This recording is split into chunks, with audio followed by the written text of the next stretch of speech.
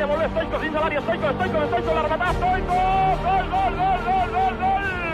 Nos destrozó, porque eran jugadores de tanta velocidad que no podíamos pararlos. Atenció a l'acció de Ferrer dins l'àrea i gol! El quart del Barça. Era muy difícil ganarle a Barcelona.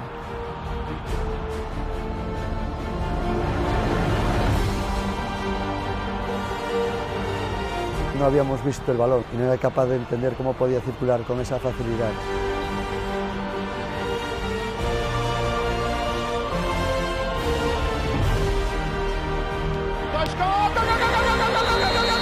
Un fútbol ofensivo, un fútbol atractivo, un fútbol en donde el protagonista es el jugador.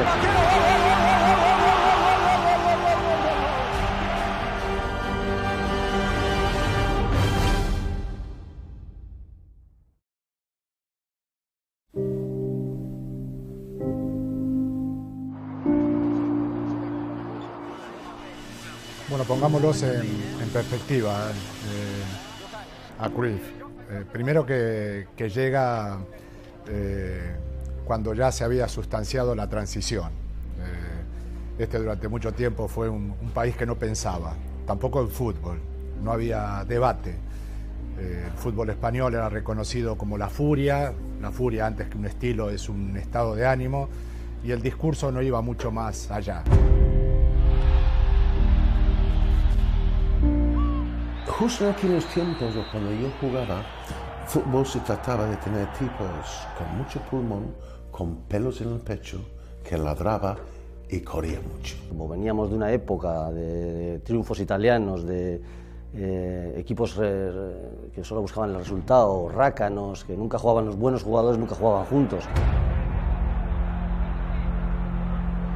Posiblemente en aquella época había un fútbol mucho más resultadista, mucho más hecho sobre todo de primero defendemos y después vemos lo que hay en el resto, ¿no? Todos los equipos empezábamos con el 0-0 y decíamos, bueno, de momento tenemos un punto, ¿no? Esa era un poco la mentalidad generalizada, exagerando un poco, pero esa era un poco la mentalidad de los equipos. Antes de la era Cruyff, el fútbol era 4 cosas y todos hacían lo mismo. Porque antes la gente apostaba por un fútbol, no sé, más directo, más ramplón y tal.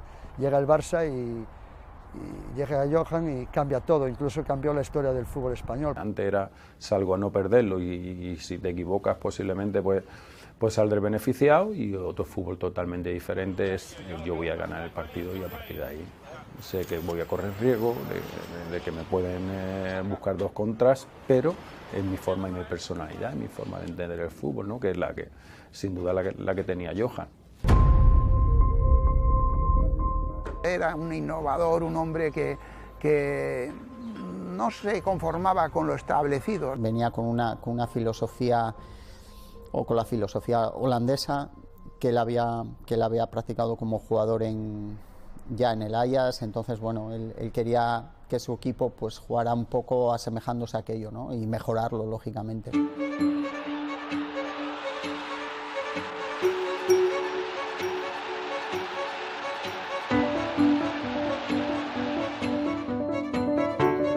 Cuando aparece Johan, se abre un nuevo debate. Es como que la transición futbolística la representaran ellos. Para quebrar una cultura tan rancia, hacía falta una personalidad superior, y eso es lo que representa Johan. Cuando uno quiebra una cultura, tiene que tener mucha fuerza, la fuerza de un héroe, ¿no? Era un hombre con una gran personalidad y un gran convencimiento respecto a cómo había que jugar al fútbol. Y eso lo llevó a su etapa de entrenador. Siendo muy exitoso en el Ajax, esa es la verdad.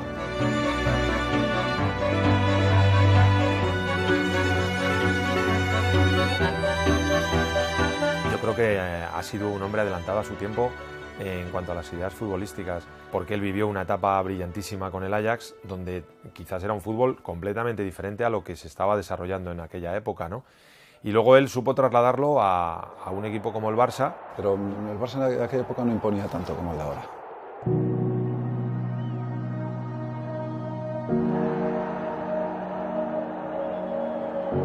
un equipo vulnerable, diría yo la palabra, ¿no? Porque era un equipo que, bueno, que no te transmitía esa seguridad, esa fortaleza que podría transmitirte, por ejemplo, el Madrid de la época.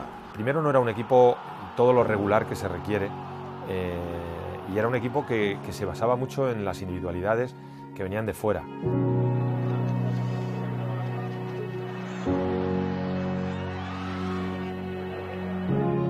Creo que le faltaba un poco esa sensación de tener una persona que conocía tanto el juego, que conocía tanto a los jugadores, conocía y sabía lo que quería hacer. El Barcelona lo contrata y lógicamente la llegada de una figura de esa magnitud pues tuvo un gran atractivo, yo creo que no solamente para Barcelona sino para toda la Liga Española. Y él empezó a construir su Barcelona.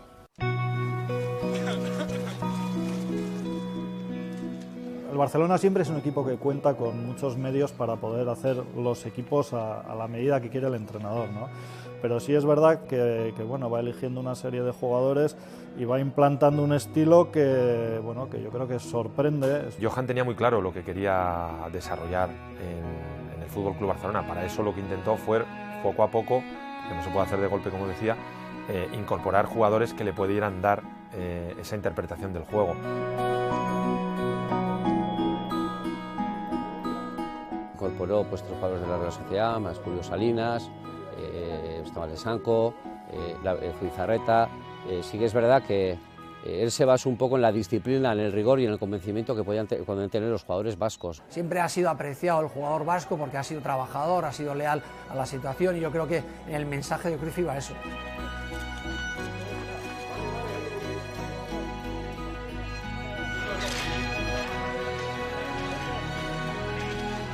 El jugador vasco tiene un arraigo con el equipo muy importante y una disciplina y un saber estar dentro del club que hace que un equipo bueno sea ganador. Luego la acompañó de todos los demás jugadores de una calidad clarísima y tal, pero que yo creo que sí fue importante ese núcleo de jugadores vascos que le reforzaron y sirvieron dentro yo creo que del grupo y del vestuario como para seguirle, que ante las dudas había que seguir en la misma línea, ¿no?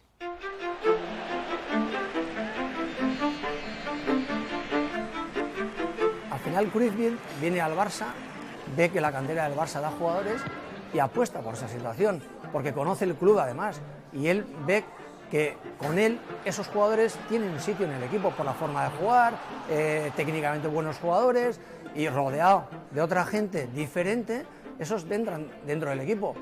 Él arriesga en esa situación, es que el tema de Cruyff es un riesgo total siempre. El Barça tiene una cantera muy buena, a día de hoy también lo estamos viendo y en aquella época también, pero claro, hay que tener el valor de ponerlos, porque son equipos que están siempre obligados a ganarlo todo, no solo a ganarlo, sino a jugar bien. Yo creo que es uno de los valores más importantes que ha transmitido y que implantó Johan Cruyff en el Barcelona, es decir, si tenemos chavales nuestros en la base, los tenemos que utilizar, los tenemos que preparar y consiguió que el fútbol base del Barcelona generase futbolistas para jugar en ese estilo, ¿no? Y luego apostar por ello.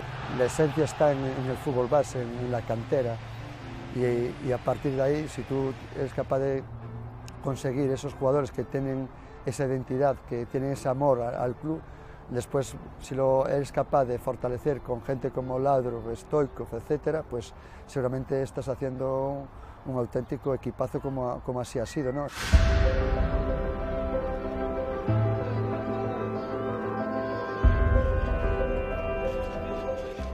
Luego, pues verdad que en aquella generación, con la calidad que tenían de esos 4 hombres extranjeros, como Koeman, Stoichkov, Romario y Laudrup, imagínate, ¿no? Eran jugadores muy decisivos que tenían una calidad ahí y que difícilmente se podían parar. Acertaron con sus extranjeros, esa es la verdad, porque recuerdo que su primer fichaje creo que fue Koeman, que llamó mucho la atención, pero para él era importante para empezar a construir desde atrás.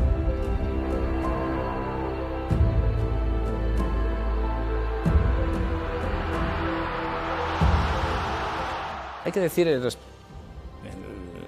y esto es un halago a Johan, que fue capaz de fichar grandísimos jugadores pagando poco dinero.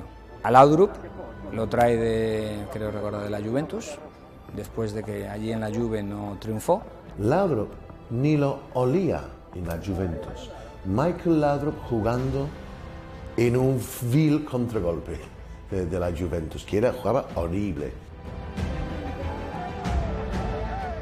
Stoichkov lo trae de Bulgaria pagando poco dinero. Prácticamente echado de Bulgaria por agredir a un juez de línea con el banderín. Pero le ficha. Y a Romario lo trae del PSV, Eindhoven, también pagando poco dinero. Jugadores que le daban miedo a los entrenadores, ¿no? Romario era el terror de los entrenadores porque tenía fama de indisciplinado, de que no corría. Bueno, todo eso lo integraba Johan, que amaba lo distinto, ¿no? Johan en eso también ayudó al Barcelona a construir un gran equipo que también dice mucho de su visión y de lo claro que tenía la formación de su equipo.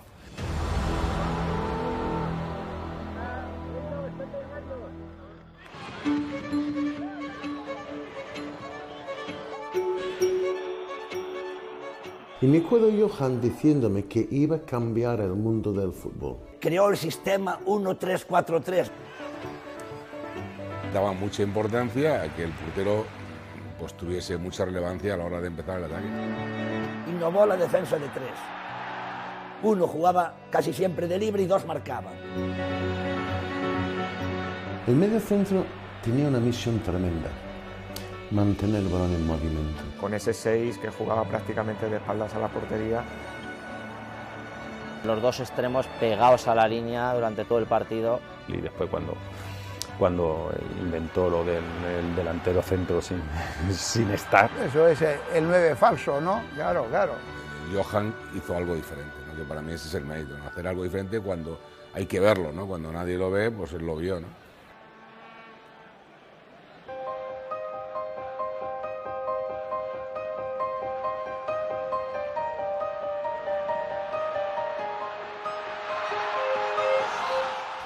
Lo que a mí me sorprende y en el mismo momento me gustaba muchísimo es el planteamiento de salir siempre con el balón jugado, ¿no? Con él empezó eso lo que está haciendo Barcelona, de jugar con el portero.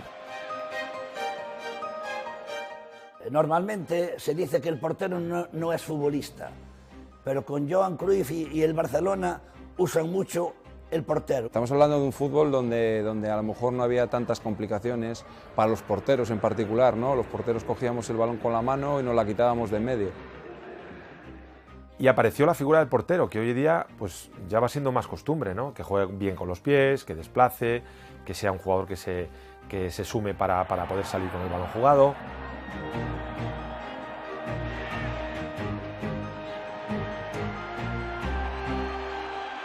Entonces le obligaba un poco a estar adelantado por las posiciones defensivas que tenía el Barcelona, que dejaba mucho espacio a las espaldas de los defensas, ¿no? Zubi venía de la escuela, como yo, de Lezama, que nos habían enseñado a parar. Un portero que apenas necesitaba tirarse, es decir, tenía muy buena colocación. Sobrio, de la vieja escuela, el dominador del área, un recuperador de balones en el juego aéreo impresionante. Andoni tuvo que cambiar el chip porque ese juego no lo había tenido. O sea, la forma más adelantado, arriesgarse en las salidas, en vivir más fuera de la portería. Porque a Vilareta le costaba mucho más elaborar con el pie que al propio Busquets, ¿no?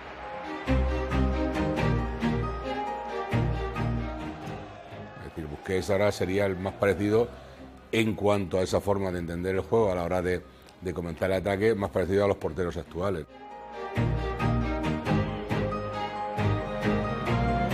Probablemente Busquets no hubiera jugado en primera división en un equipo de la dimensión del Barça en otro fútbol que no fuera el de Cruyff. Pues ¿por qué? Pues porque Busquets jugaba muchos más partidos al margen que lo hiciera con el pantalón largo, que también de entonces era una novedad, sobre todo porque participaba mucho de todo lo que tenía que ver con los apoyos defensivos. Era un equipo que exponía muchísimo, que tiraba a la gente muy para arriba, que jugaban con 3 atrás. Y decías, pues, ¿cómo es posible que un equipo que quiere ganar partidos, lo primero que hace es debilitar, entre comillas, la defensa? Cruyff sabía que cuando venían los rivales, los equipos españoles, a jugar contra el Barça, venían muy replegados, les sobraba un defensa. Vamos a ver, hay muchas maneras de defender. Una de ellas es teniendo la pelota. Si tú eres superior teniendo el balón, no te pueden atacar. Si tenemos la pelota vamos a tener muchas más posibilidades de llevar el balón a nuestros mejores jugadores en posiciones peligrosas de ataque, con lo cual vamos a poder marcar 2-3 goles y es muy difícil que el rival nos marque 2.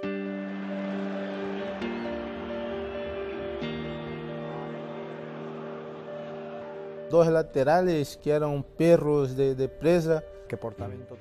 Llevaban toda la carga y el trabajo sucio.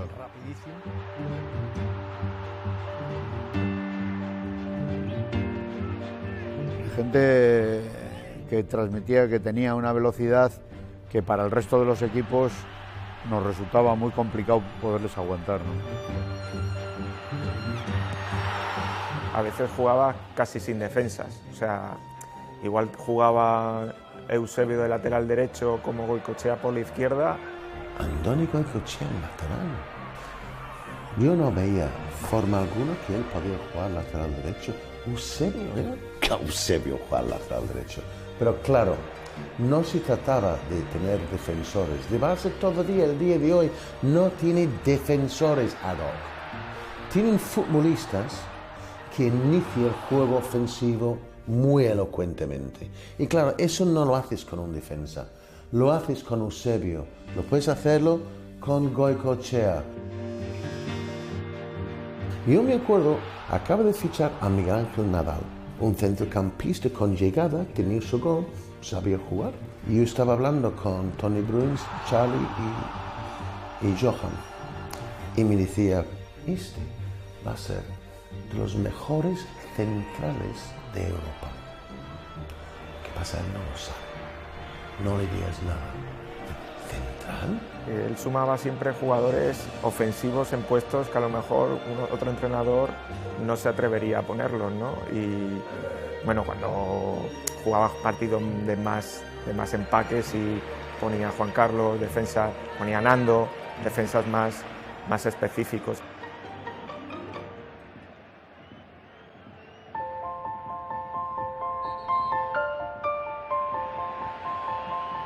Hay un jugador para mí que tuvo una influencia grandísima en la forma de jugar de este equipo y era Ronald Koeman.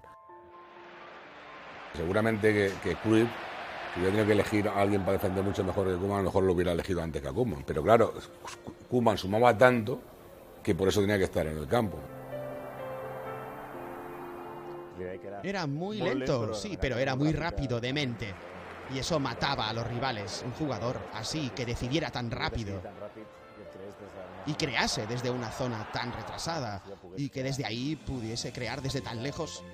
Un hombre fuerte, un hombre inteligente, un hombre que digamos que su falta de velocidad lo recuperaba con su inteligencia, con leer muy bien los partidos. Koeman lo que tenía era que hacía grande al otro equipo, grande en cuanto a dimensión, en cuanto a posicionamiento, porque era capaz de jugar en corto muy bien, pero en la siguiente era capaz de jugar en largo mejor todavía. Iniciaba la creación de ataque con mucha diligencia. Era un hombre que pasaba bien el balón, rompía líneas de presión con pases en diagonal sobre Risto Stoichkov, Chiqui, Laudrup. Tú ibas a presionar, por ejemplo, a Koeman y antes de llegar ya te hacía un cambio de orientación. Con la precisión que él tenía, dejaba al extremo ya para encarar al defensa rival, entonces era muy complicado de contrarrestar, ¿no?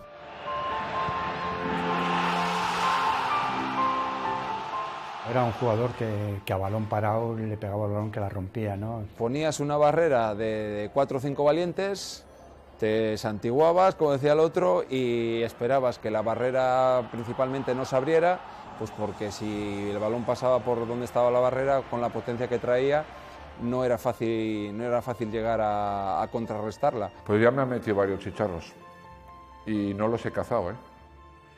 A mí el que me hizo más daño fue aquí, uno que es casi desde lejos, puse la barrera y el balón fue por el exterior y me metió. Luego, para cómo me metió el gol y me pegué una castaña con la cabeza del poste y dije, me ha metido gol y me tuvo una brecha.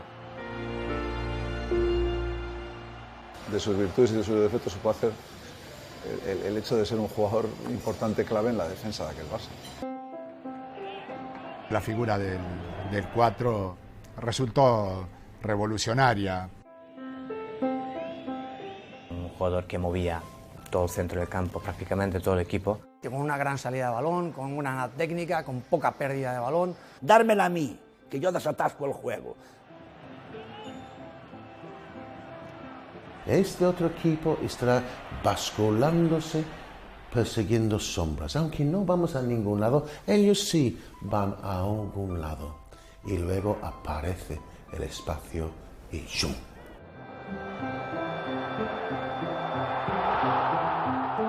Pep Guardiola es el que para mí era la persona, el reloj de Johan Cruyff, los tiempos marcaban. Guardiola con 19 años llegó al primer equipo, era delgadito, no era fuerte, no iba bien de cabeza, es decir, el prototipo de medio centro de la época no era Pep, pero en cambio jugaba muy bien al fútbol. Para mí me impresionaba ver un jugador que no jugaba a más de 2 toques. Era siempre el desahogo de la equipo y un toque, 2 toques. Yo me quedaba, mira, hablaba para mi mujer, el tío no da más de 2 toques y está en todo lado del campo, siempre participando de la jugada.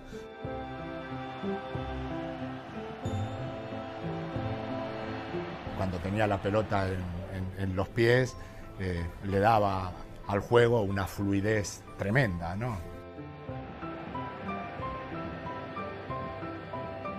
Y luego, el centrocampo pudiera parecerse en un momento dado como el metro de Tokio, lleno de gente.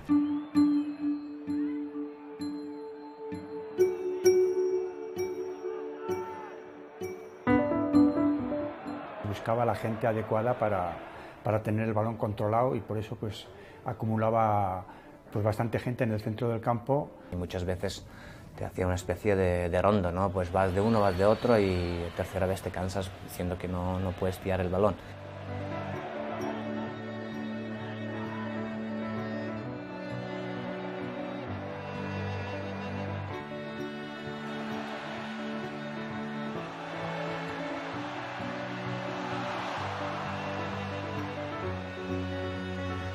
Eusebio también era un jugador que manejaba muy bien la pelota, era un jugador tranquilo. Parecía que no intervenía y no era trascendente, pero era vital. Nunca perdía el balón, siempre estaba bien posicionado.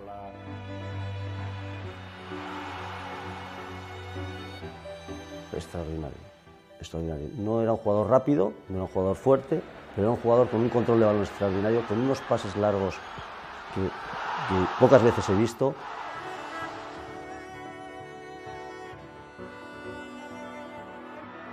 Y Amor también, ese tipo de jugadores, yo creo que igual han pasado más eclipsados. Guillermo Amor, un chaval sobrio y muy positivo para el equipo por su enorme trabajo y su comportamiento.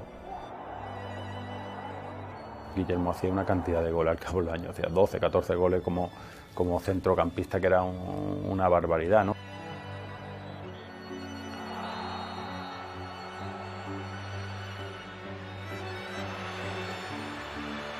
Hay un jugador que para mí ha sido una de las bestias negras mías, es Chiqui Begiristain. Mi Chiqui Begiristain siempre me la ha metido doblada. Yo creo que de los más listos. Chiqui era un jugador con un desborde increíble, habilidosísimo, y luego un jugador tácticamente y que leía los partidos muy bien, muy bien. Chiqui es que tenía una habilidad, una habilidad, y es esa llegada en segunda línea por sorpresa, tocaban y buscaba los espacios fantásticamente bien, ¿no? Y además era un gran definidor, ¿no? Siempre me picaba y adentro, ¿no?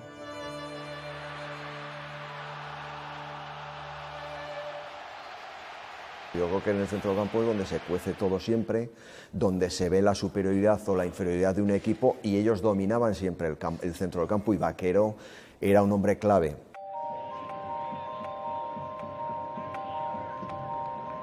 Fue un puesto fundamental, un puesto que le creó Johan Cruyff a José Mari Vaquero, que había sido delantero.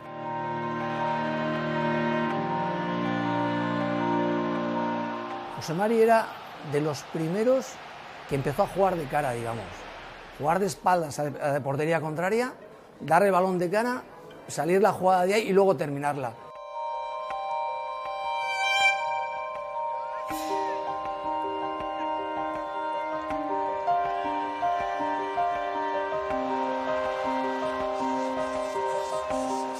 Yo creo que él revolucionó un poquito esa manera de jugar también del medio punta, ¿no? Aquello sí que era revolucionario.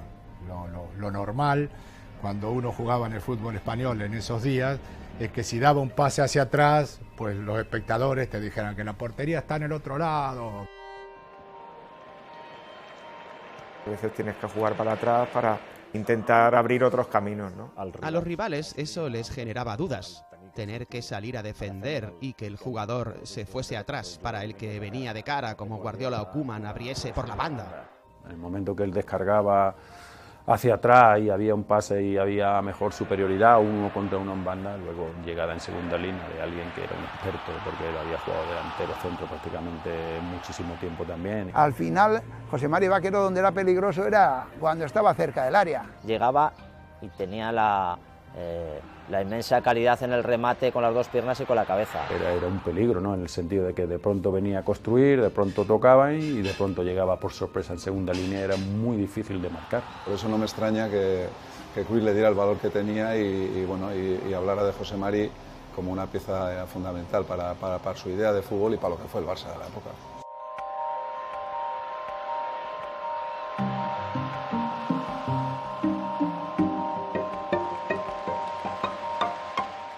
Al final, lo que le importaba era que el campo fuese lo más grande posible, y eso lo conseguía con dos extremos muy abiertos. Entonces hacía que, sobre todo en el Nou Camp, dijeras, parece que estamos jugando en un campo el doble de grande de cómo lo hacían ellos. Cuando te toca jugar de lateral, te das muchas veces cuenta de las dificultades que supone defender eso, ¿no? Porque cuando el juego va por un lado, si el lateral cierra, el otro extremo está absolutamente solo. Cuando recibe con metros y con ventaja. Él le daba igual que tocaba, si tocaba el balón o no, porque esto produjera que había carriles para el 8, carriles para el 10.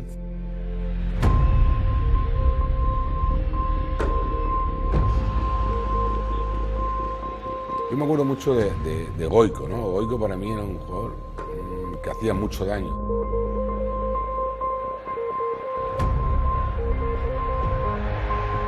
Un chaval, pues yo te diría que muy completo, manejaba muy bien las dos piernas, luego pues era en el campo, te daba todo lo que tenía. Físicamente era muy fuerte, era rápido.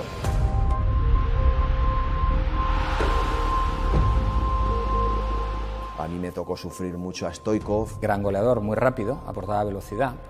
Lo que aportaba era el desmarque al espacio. Era un jugador muy rápido. En primer lugar, era gran jugador, era uno de los mejores jugadores del mundo. Entonces, con su velocidad, con su guerra, con sus goles, número 8. Técnicamente bueno, goleador, siempre decimos todos lo mismo, es el jugador que yo para mi equipo lo quiero. Con un genio dentro del terreno de juego que irritaba a muchísimas personas, pero a mí eso me gustaba. De pequeño siempre digo que en el biberón le pusieron vinagre en lugar de leche. Bueno, era alguien que le gustaba hablar, que le gustaba estar siempre pendiente del árbitro, y ya no sabía si discutía con nosotros, con el árbitro, con sus compañeros. A veces hay equipos que necesitan de que les des ese punto de competitividad y de carácter, porque bueno, Guardiola, Guillermo Amor, Eusebio, etcétera, eran jugadores de otro carácter, de otro estilo, pero Stoichkov le daba la garra, le daba esa fuerza, esa mala leche, y eso también es necesario dentro de un equipo. Era ganador y quería ganar, Y eso es muy importante, porque al final para ganar títulos no solo basta con la técnica. Al final, era la labor que hacía para mejorar su equipo y para poner nervioso al equipo contrario.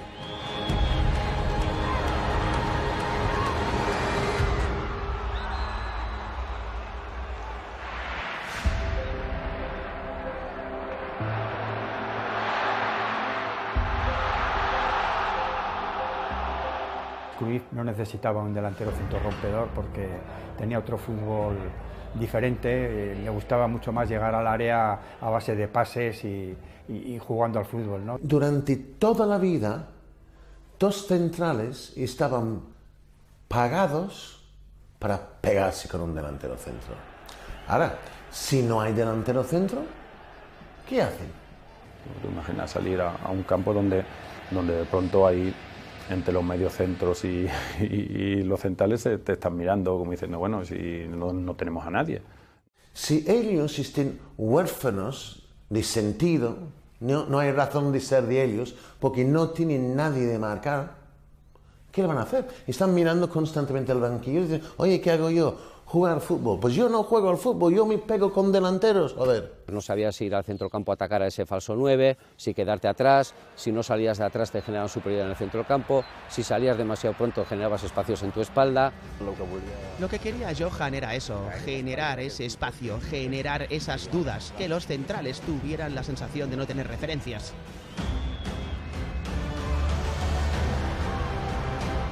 A veces jugaba Risto, a veces jugaba Julio Salinas, Laudrup. Es que era impresionante. Michael Laudrup era impresionante. Me ha parecido el más completo de todos y el más imprevisible, porque nunca sabías hacia dónde te iba a hacer el control ni con qué pierna iba a disparar, ¿no? Porque además era estético, tenía un 1 para 1, un desborde, una calidad en esos últimos metros y aparte luego hubo una época donde él sumó mucha cantidad de goles también.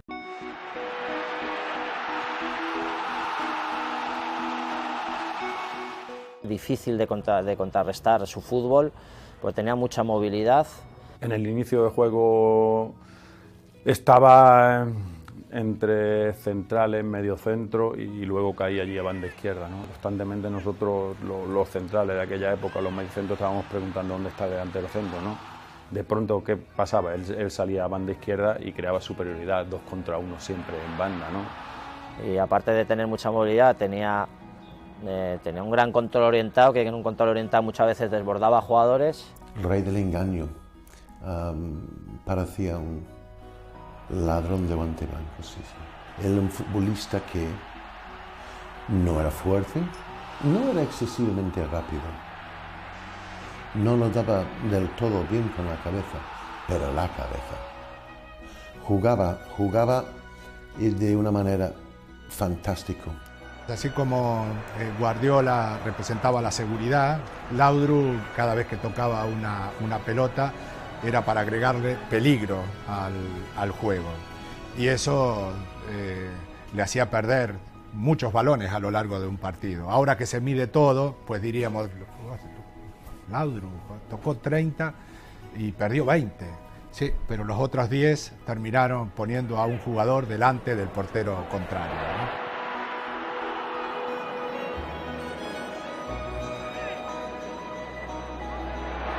Mira, Julio Salinas, que era un jugador poco vistoso, tenía su importancia en el Argentino.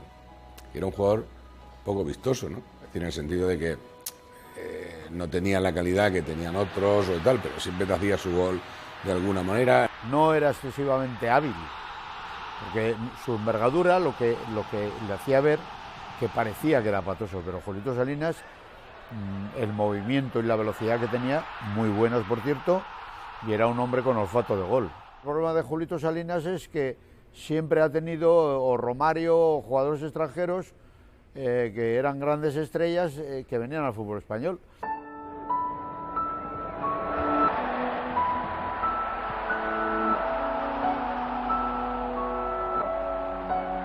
Y Romario, pues era la verdad una delicia verlo jugar. Yo creo que fue la guinda del pastel, ¿no? Era un hombre de poco recorrido, es verdad, pero letal cerca del área. Un jugador que te puede venir a jugar entre líneas, un jugador que te podía perfectamente coger la espalda del contrario, un jugador que podría picar a la espalda de la defensa, un jugador diferente. Parecía que estaba hecho para jugar en aquel Barcelona.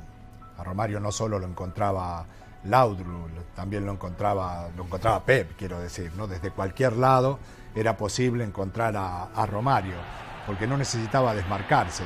A Romario había que darle la pelota incluso estando marcado.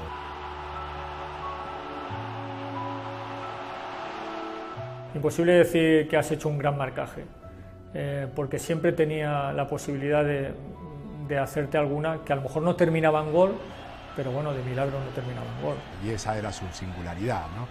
Y luego cuando recibía, giraba con una facilidad tremenda, y en el mano a mano no es que te eliminara, es que te humillaba, ¿no? A mí un gol que me hizo en el Nou Camp, él coge el balón al borde del área y yo, la defensa un poco adelantada, tengo que estar tapando, voy a tapar el hueco y te la pica y la mete por la escuadra contraria. Tenía una salida de 4 o 5 metros impresionante y una capacidad para definir que solo la tenía él. Y eso era el Romario. Yo todavía estoy esperando dónde me metió Romario. Lo estoy buscando, el gol que me metió. Un golazo. Pase largo, la controlo de una forma y pienso que no nada y con la izquierda, ¡pum!, a la escuadra allá. ¡Qué bueno era! ¡Qué bueno!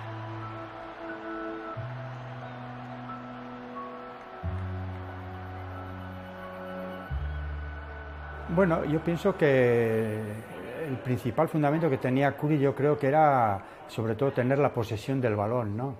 Y yo creo que él tenía muy claro que mientras que el equipo tuviese el balón, pues el contrario poco daño te podía hacer. El rival no puede hacer nada más que contrarrestarte defendiéndose, ¿no? Entonces yo creo que en este caso sí que innova muchísimo en el balón es tu amigo y tener jugadores para desarrollar su fútbol, ¿no? Número 1 regla en fútbol: quien domina el balón tiene más posibilidades para ganar el partido. Cuando tú tienes técnica y táctica para ser el poseedor del balón, pues realmente corres con el balón, pero parece que corres la mitad, te diviertes mucho más y eres dominador del juego. Por eso esa fue una de las grandezas de Cruyff.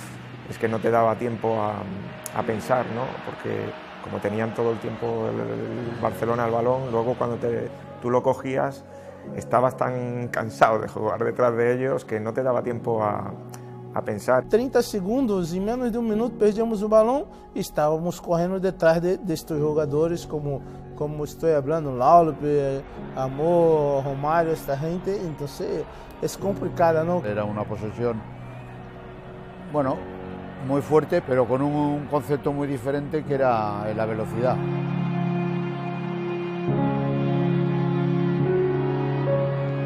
Lo más complicado de contrarrestar para el equipo adversario era la velocidad de balón, la facilidad que tenían de llevar la pelota de un lado a otro. Claro, porque al final lo que te da la velocidad es el balón. O sea, si el balón va rápido de un lado a otro sin que lo conduzcan los jugadores, es la forma más rápida y más sencilla de llegar a la línea contraria, ¿no? Yo creo que esas eran un poco las claves un poco del equipo, ¿no? Mucho balón, mucha posesión, mucha exposición en defensa para incorporar gente en ataque y arriba muchísima velocidad, ¿no?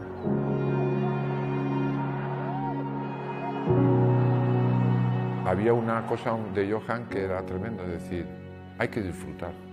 En el fútbol hay que disfrutar, no hay que sufrir tanto.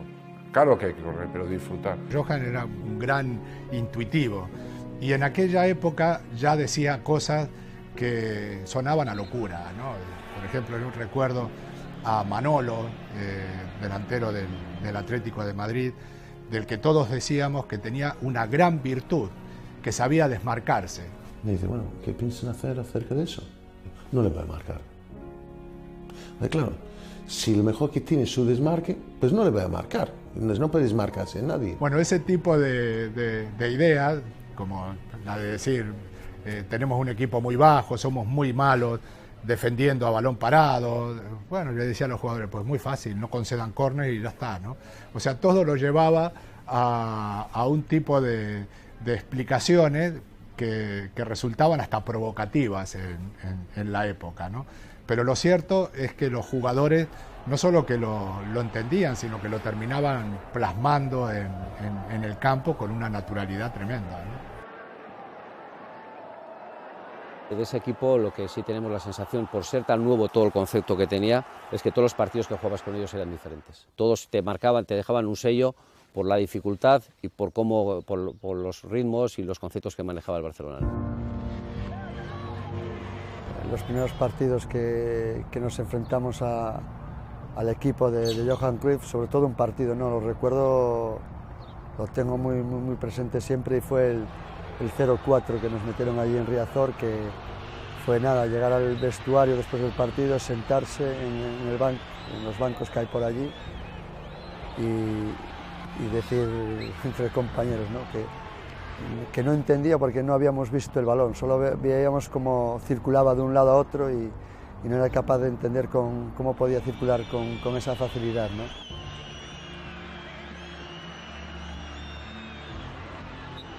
Es que había momentos cuando parecía un flipper, no es más que de flipper. Ahí va. A nosotros el Dream Team nos metió 6 en Bilbao.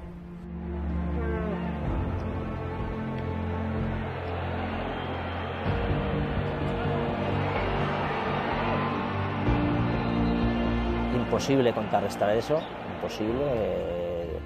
Jugaron a una velocidad increíble, me acuerdo que en el minuto, me parece que era 18 o 17 o así, iban ganando 0-3 ya y luego nos desbordaron por todos los lados. Fue de los pocos partidos que yo recuerdo en mi vida de que el equipo contrario ha sido tan superior. Pocos recuerdo en mi vida. Y me han dado otras goleadas y otros partidos, pero no esa sensación de decir, es que es imposible hacerse daño.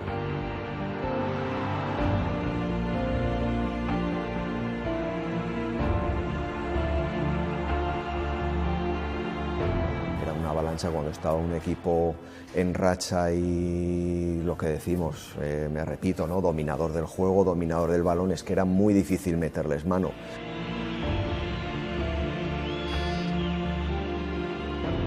Jugaba en el Sporting, jugaba un argentino, y antes de empezar estábamos ahí en el Nou Camp, en el campo y demás, y el campo siempre está espectacular, ¿no? De hierba, el estado del campo es espectacular, y él decía, el que no juega aquí es porque no sabe, ¿no?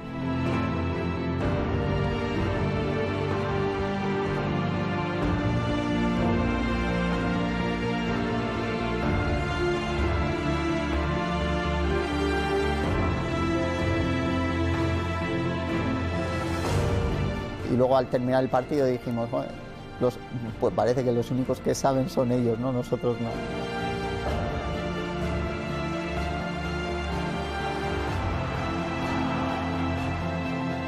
Con Valladolid recuerdo un 0-6 famoso.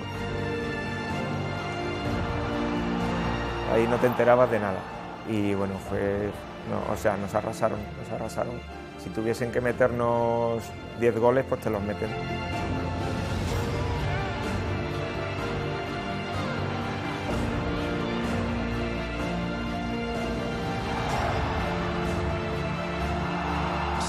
Dejas en un momento aquellos hombres de alto peso, de tanta calidad, si le dejas en un minuto o 5 minutos, te pueden destrozar el partido, te pueden ganar con 2, 3 o 4 goles y esta calidad de Barcelona. Para ganarle a un equipo como el Barça de aquella época, te tiene que salir un partido perfecto. Tenías que buscar triquiñuelas, ¿no? Pues el dejar el campo más alto, el entrenar mucho durante la semana en el campo para que el Barcelona no se sintiese a gusto.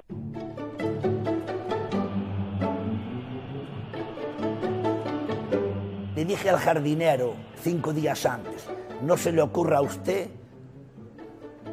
regar el campo ni cortar la hierba, que viene el Barcelona y le tenemos que ganar. Minuto 30 de juego, 0-0. Y le dice Johan Cruyff, que en paz descanse, a Pep Guardiola, mueve la pelota, muévela, tócala más rápido.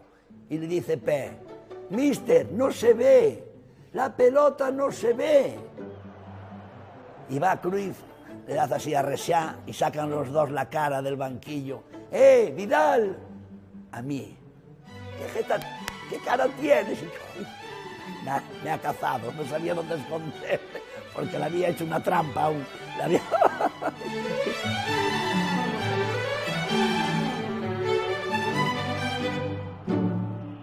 empatamos 1-1. O sea que era muy difícil ganarle al Dream Team. Y luego hablé con Cruyff y, bueno, ya, te hice una pequeña trampa, tienes que disculparme.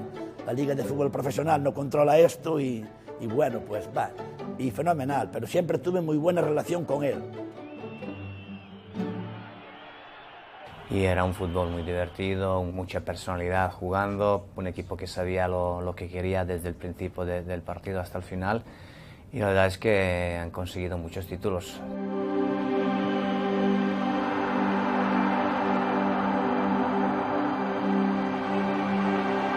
Aquel Dream Team es el mejor equipo de fútbol que yo había visto en mi vida. En mi vida. Por primera vez en la historia el Barcelona había ganado 4 títulos seguidos, se habían convertido en una referencia futbolística. Quizás es un poco lo que te puede sorprender, ¿no? La calidad de aquel equipo y que ganaran las ligas en esas 3 últimas jornadas, ¿no? No es frecuente que llegues a la última jornada dependiendo de otros y que ganes.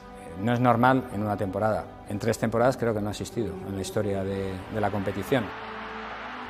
Yo digo que cuando se consigue un título es porque lo mereces. O sea, olvídate de que si en la final puedes haber ganado de casualidad o no, por buena suerte. No, eso no es suerte. No, las ligas, no me diga eso.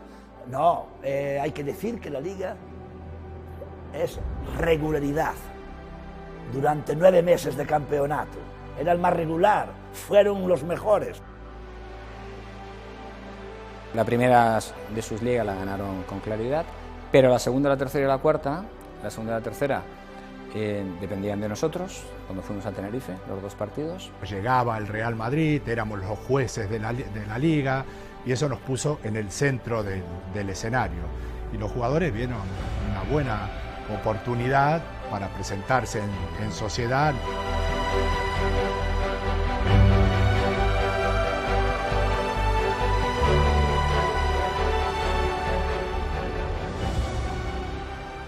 Fue sorprendente, porque íbamos 0-2. Es algo que no somos capaces de... Yo no soy capaz de explicar, ¿no? En un partido donde nos ponemos 2-0... Ni se sospechaba. Era por un momento, ¿cuánto va a meter? 3, 4, 5... Era ganando fácil. Y luego se pinchó una rueda. Mete un gol Quique Estebarán en el último minuto de la primera parte, nos vamos al vestuario 1-2. Y eso generó, encendió al estadio y yo creo que disminuyó al Real Madrid hasta el punto de que parecía un equipo desconocido. Luego hay alguna que otra oportunidad nuestra. Yo tengo 2 ocasiones muy claras que desaprovecho. Nos expulsan a Villarroya, nos metemos 2 goles en prueba de meta, porque fueron 2 goles prácticamente en prueba de meta, o sea, nos pasó de todo.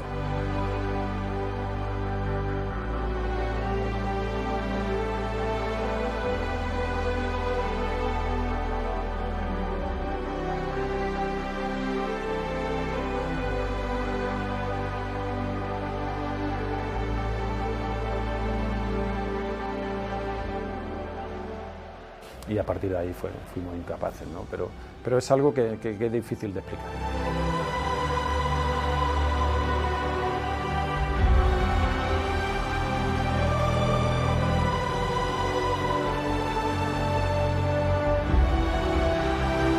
Madre mía, era un golpe difícil de aceptar para el Real Madrid. Y luego, cuando pase el año siguiente también,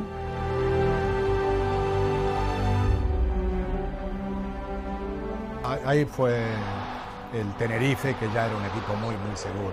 En esa temporada nosotros tuvimos una vuelta entera, una rueda entera del campeonato sin perder un solo partido.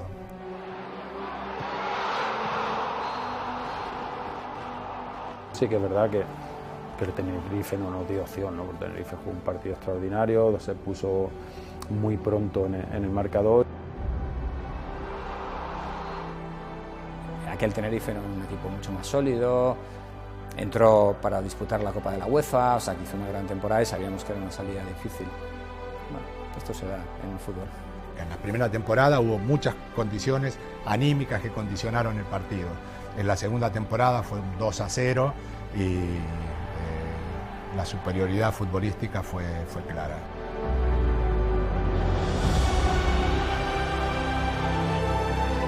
Y la última con aquel penalti famoso de Jukic.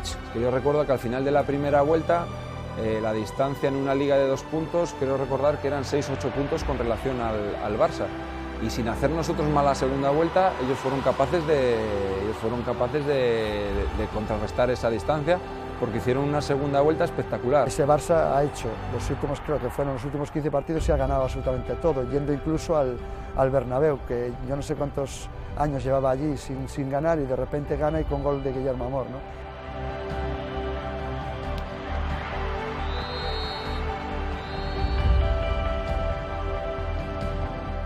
Pero bueno, al día siguiente reaccionamos muy bien y lo dejamos bastante encaminado para una jornada última, donde ellos jugaban en casa y dábamos por hecho que iban a ganar, y nosotros jugábamos también en casa contra el famoso Valencia, y bueno.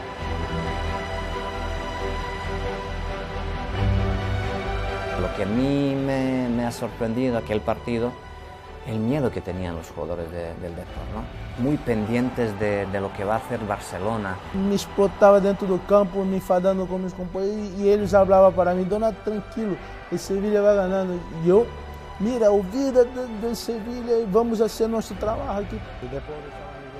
El Depor estaba nervioso desde el primer momento, no supo aguantar la presión y la tensión. Es más, en la primera parte, si hubiésemos ganado 0-2 no hubiese pasado nada.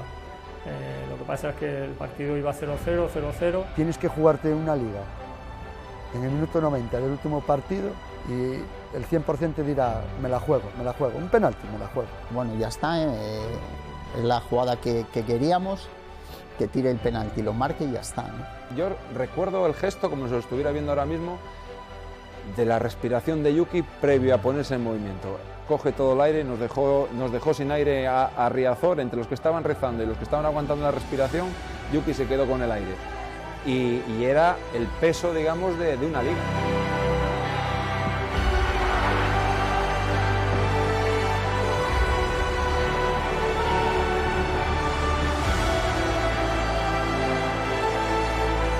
No es muy normal, esa es la verdad, pero se dio, y entonces la suerte también desempeña un papel, lógicamente.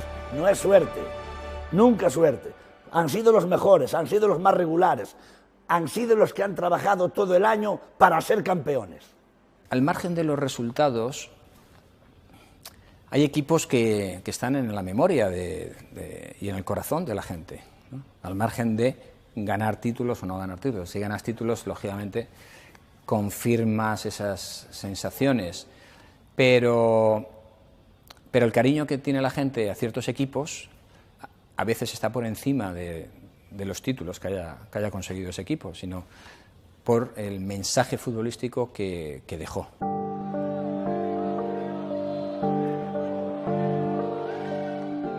Era el inicio, el Dream Team, de un futuro que perdura todavía el día de hoy. No hay más que verlo. Yo creo que hay un antes y después de Cruyff aquí en el Barça. Una idea nueva, un modelo de fútbol, algo que ha perdurado en el tiempo, algo que está en el ADN del Barcelona. Da igual donde juguemos, contra quién juguemos, vamos a intentar dominar este partido.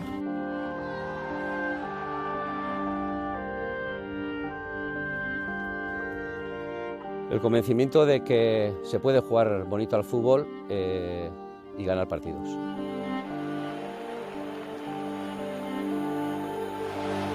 Que cada entrenador lo ha perfeccionado, que hay que reconocer que Van Gaal también, que Rijkaard, que Pet. Y aparte del legado que deja como campeón en la historia del fútbol, pues todos los entrenadores que han salido de ese equipo. Cruyff no ha sido entrenador, ha sido profesor de entrenadores en España. Ha sido un profesor, un maestro. ¿Dónde estuvo el origen? ¿Dónde estuvo el origen de ese fútbol que se quería y que se ha perfeccionado? Johan Cruyff.